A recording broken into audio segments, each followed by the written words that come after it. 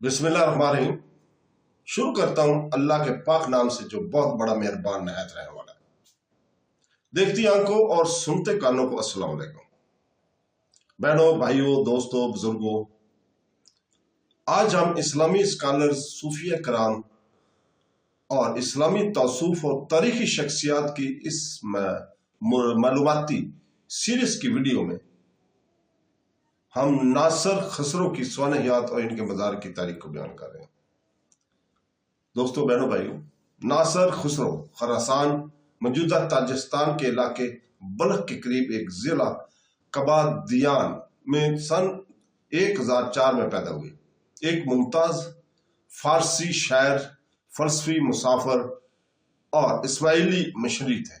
इनका पूरा नाम अबू मुइन अहमद और दीन नासर बिन खसरो इब्ने हारिस अल कबदियानी अल मरवाजी था, जो इनके जाय पैदाइश और निसब से इनके गहरे तल्लुक की अक्कासी करता है। सरकारी अफसरों के खानदान से तल्लुक रखने वाले नासर खसरो ने एक मजबूत तालीम हासिल की, जिसने इनके मुस्तकबिल की इल्मी असूल की बुनियाद रखी। इन्होंने इब्तदाई तौर पर गजनवी हुक्मरानों के तहत और बाद में खरासान की फतह के बाद सल्जूकियों के तहत मालियाती मुंतजम के तौर पर खिदमत अंजाम दी। ताहम 41 साल की उम्र में उन्होंने एक गहरी रूहानी बेदारी का तजर्बा किया, जिसकी वजह से वो अपने इंतजामी फराइज से मुस्तफा हो गए और गहरी मजहबी तफहीम की तलाश में निकल खड़े। 1045 में नासर खुसरो ने 7 साल सफर का आगाज किया, जो इनकी जिंदगी और कामों पर गहरा असर जिसने डाला था। उन्होंने शमाली और मगरबी ईरान, आर्मीनिया, एशिया, शाम, फलस्तीन और अरब समेत मुख्तलिफ खित्तों का सफर किया, जहां उन्होंने हज की शहादत भी हासिल की। इनके सफर का इख्तिताम फातमी खिलाफत के दारुल हुकूमत कहरा मिस्र में हुआ, जहां वो इस्माइली तालीमात में गर्क हो गए। कहरा में क्याम के दौरान नासर खसरो की फातमी हकाम ने खरासान के हज्जत सबूत के तौर पर मुकर्रर किया। वापसी पर इन्हें इस्माइली अकायद की तबलीग का मिशन सौंपा। इस अरसे के दौरान इनका सफर और मुशाहदात को इनके बुनियादी काम सफरनामा किताब ऑफ सफर में बारीक बेनी से दस्तावेजात किया गया है, जो 11वीं सदी की इस्लामी दुनिया की सकाफतों, मुआशरों और मनाजर के बारे में अनमोल बसीरत पेश करता है। अपने वतन वापस आने पर नासर खुसरो को अपनी इस्माइली वाबस्तगी की वजह से खासी मुखालफत का सामना करना पड़ा, जो मरवजा सुन्नी रासक अकीदा से मुस्तादम थे। इस दुश्मनी ने इसे बदखशां मौजूदा अफगानिस्तान के दूर अफादा पहाड़ी इलाके यमगान में जलावतनी पर मजबूर कर दिया, जहां उन्होंने अपनी बाकी जिंदगी गुजारी। चैलेंजों के बावजूद इसने अपनी इल्मी और शायराना कोशिशों को जारी रखा।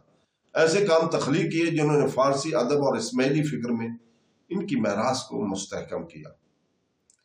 ख्याल किया जाता है कि नासर खुसरो की मौत 1072 से 777 तक में हुई, इसी दौरान में हुई, अगरचे कुछ ज़राए बताते हैं कि ये 1088 के आखिर में हुई होगी। सही तारीख अभी तक गैर यकीनी है, लेकिन अदब, फलसफा और इस्लामी फिक्र में इनकी शराकतें वाज़ह तौर पर अहम है। इनकी मौत के बाद यमगान में नासर खुसरो की आरामगाह ज़ायरीन खास पर इस्माइली बरादरी के लिए एक काबिल एहतराम मकाम बन गई है। इसके मज़ार एक अहम ज़ियारतगाह के तौर पर उभरा, जो इसकी पैदार, असर और सूख और अपने पैरोकारों में इनकी गहरे एहतराम की अलामत है।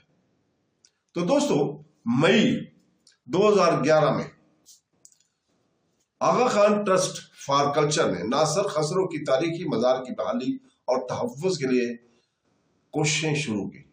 सन 2013 तक बहाली मुकम्मल हो गई और मज़ार को मुकामी कम्युनिटी की तामीर में वापस कर दिया गया। एक मुस्तकिल तख्ती नस्ब की गई थी, जो इस जगह को एक रजिस्टर्ड तारीखी यादगार के तौर पर दस्तावेज करती थी। इस बात को यकीनी बनाती थी कि आने वाली नस्लें नासर खुसरो की मेरास को पहचाने और इनका एहतराम करें। नासर खुसरो की जिंदगी और काम काज भी तारीख और मुताला का जरिया है। इसकी शायरी इसके गहराई और फलसफियानी बसीरत से मुसन्नफ है। इस्माइली अकायद के बारे में इनकी गहरी समझ और इल्म के फैलाने के लिए इनके अज़्म की अक्कासी करती है। इनके सफर, तहरीरियों نہ صرف 11ویں صدی کی اسلامی دنیا میں ایک ونڈو ایک کھڑکی فراہم کرتی ہے، بلکہ ان کی غیر تسلی بخش تجسس اور روحانی اور فکری ترقی کے لیے لگن کا ثبوت بھی دیتی ہے۔ آج ناصر خسرو کو نہ صرف ان کے ادبی اور فلسفیانہ خدمات بلکہ وسطی ایشیا میں اسماعیلیت کے پھیلاؤ میں ان کے کردار کے لیے بھی منایا جاتا ہے۔ ان کی میراث خاص طور پر بدخشاں جیسے خطوں میں عزت کی نگاہ سے دیکھی جاتی ہے، جہاں انہیں پیار سے پیر یا شاہ سید ناصر کہا جاتا ہے، اور اسماعیلی برادریوں کے قیام میں ان کے اہم کردار کا اعتراف کرتے ہیں۔ ان کے مزار کا تحفظ ناصر خسرو کے لیے پائیدار احترام اور تعریف کے ثبوت ہے۔ یہ عکاسی الہام کی جگہ کے طور پر کام کرتا ہے۔ اسکالرز، شاعروں اور عقیدت مندوں کو اپنی طرف توجہ کرتا ہے جو اس کی گہری راز سے جڑنا چاہتے ہیں۔ سائٹ کا تحفظ اس بات کو یقینی بناتا ہے کہ ادب، فلسفہ اور اسلامی فکر میں ان کی شراکت کو آنے والی نسلیں تسلیم کرتی رہیں اور اس سے مناتی رہیں۔ ناصر خسرو کا ایک سرکاری اہلکار سے ایک قابل احترام شاعر، فلسفی اور مشنری تصور، علم، روحانی روشن خیالی اور سچائی کی تبلیغ کے لیے وقف زندگی کی مثال دیتا ہے۔ ان کی تخلیقات فارسی ادب اور اسماعیلی فلسفے کے لیے لازم اور ملزوم ہے، جو ایک ایسی وراثت کی عکاسی کرتے ہیں جو وقت سے بالاتر ہے اور حکمت اور فہم کی تلاش کرنے والوں کی حوصلہ افزائی کرتی ہے۔ تو دوستو، اس کے ساتھ ہم کل تک کے لیے آپ سے اجازت چاہتے ہیں۔ کل ہم انشاءاللہ تعالیٰ اسی وقت نصیر الدین ہوکا کی سیرت اور ان کے مزار کی تاریخ کو بیان کریں گے۔ تو کل تک کے لیے اجازت، اللہ حافظ۔